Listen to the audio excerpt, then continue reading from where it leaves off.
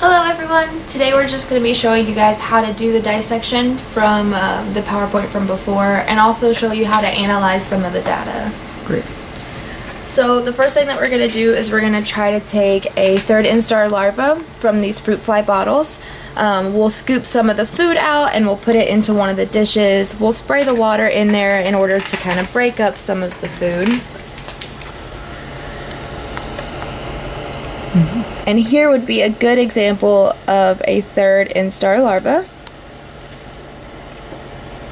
So we'll take this guy and we'll put him over here in the dissection tray.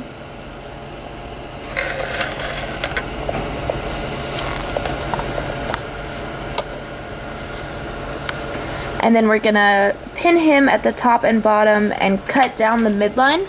So that way we can pin the skin back at all four corners and then have the same dissection view from before.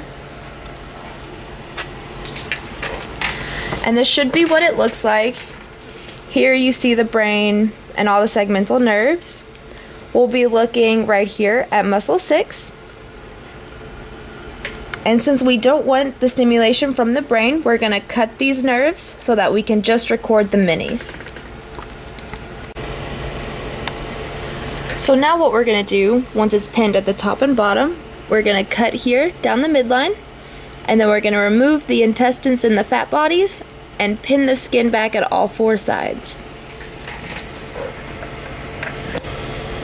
Okay, so up here you can see the brain, and then these are the segmental roots coming off. So what we're going to do now is just cut these nerves so that we can only record the minis. Now that the brain has been removed, you can see it here on the right side. So now that we have our slide prepared, we're going to take it and we can place it on the stage of the microscope. That way, we can measure the membrane potentials. So first what we'll do is we'll take our ground wire and place it into the bath. We will then take an intracellular electrode and place it here. That way we can stab the muscle fiber and record from it. We also have to make sure to wax down the dish. That way our preparation does not move on us. Perfect. So this is our microelectrode. If you can see that a little bit better. We're going to fill this up with 3 molar potassium chloride, which is our recording solution. Make sure to withdraw it slowly.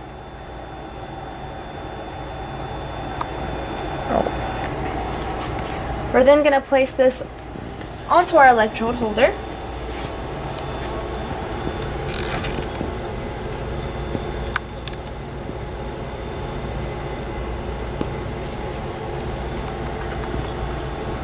We can then move this over.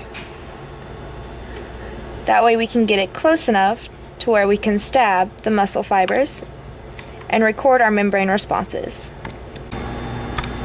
Now that we have our head stage set up, here you can see the wire goes through our microelectrode, and this compares the difference of the membrane potentials between our ground wire here. Whenever we stab the muscle fiber, we can see the membrane potential change.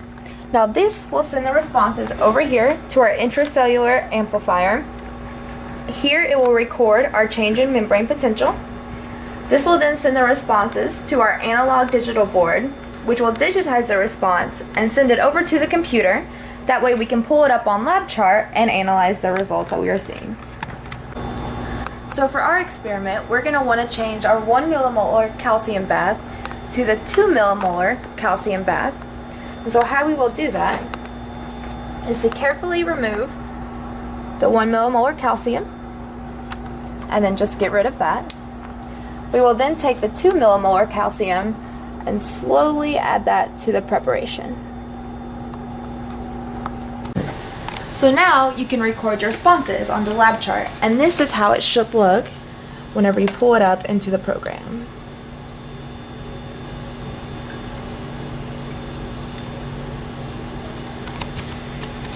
Here you can see one of our recorded traces. We will be looking at events that look something like this. If you would like to get a closer view, you can always go down here to the bottom right, and that way you can enlarge these events. Or if you would like to go back out and measure the amount or the number of events, you can also hit this button to the left, and that way you can see more of the events. If you wanted to get a larger view, you can always highlight a single trace, go up to the window button at the top, and hit the zoom view, and then that will give you an enlarged picture of the response that you highlighted. And then you can even zoom again on the same trace and make it even larger. Since we want to measure the amplitude, you can take this marker here and place it at the bottom of your response. You can then take your cursor to the peak, and up at the top, it will be displayed here once I move my cursor back. Next to channel 1, it gives you a delta of the amplitude. Is that right? Okay. And then if you look to the left, you can also see the time that it takes for the response to peak. So now, if we wanted to record the decay, we could place our marker at the top of the response. We could then bring our cursor down, and we could watch the time that it takes for it to decay back to baseline. Or we could place our marker halfway and see the time it takes to decay to 50%. Or we could take it down to 63%, which is tau, which is the decay constant. So like we previously discussed, to find your amplitude, you place your marker at the bottom of the response, and then move your cursor to the top. To find your delta value, we previously found our delta value to be 9.139. Now, to find either 50 or 63% of that, you take your marker and place it at the peak. You can then find 50% of 9.319. We found that to be 4.569. You can then take your cursor and move it down the slope and try to get it as closely to that 50% value as you can.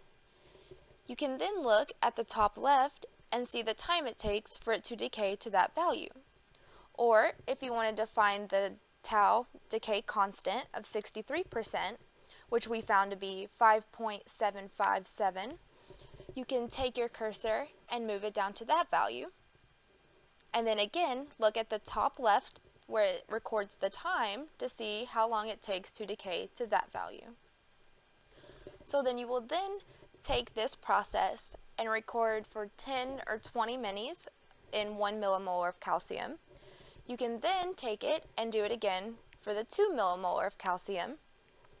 And the more that we record, the more accurate of a value we will be able to find. Remember to take note that we do want to take recordings from really clean minis. So responses like these would be a good option, but you also do want variation. So make sure to remember to look for different kinds of responses. What we don't want to record from is something that could just be noise, or could be different minis building on top of each other.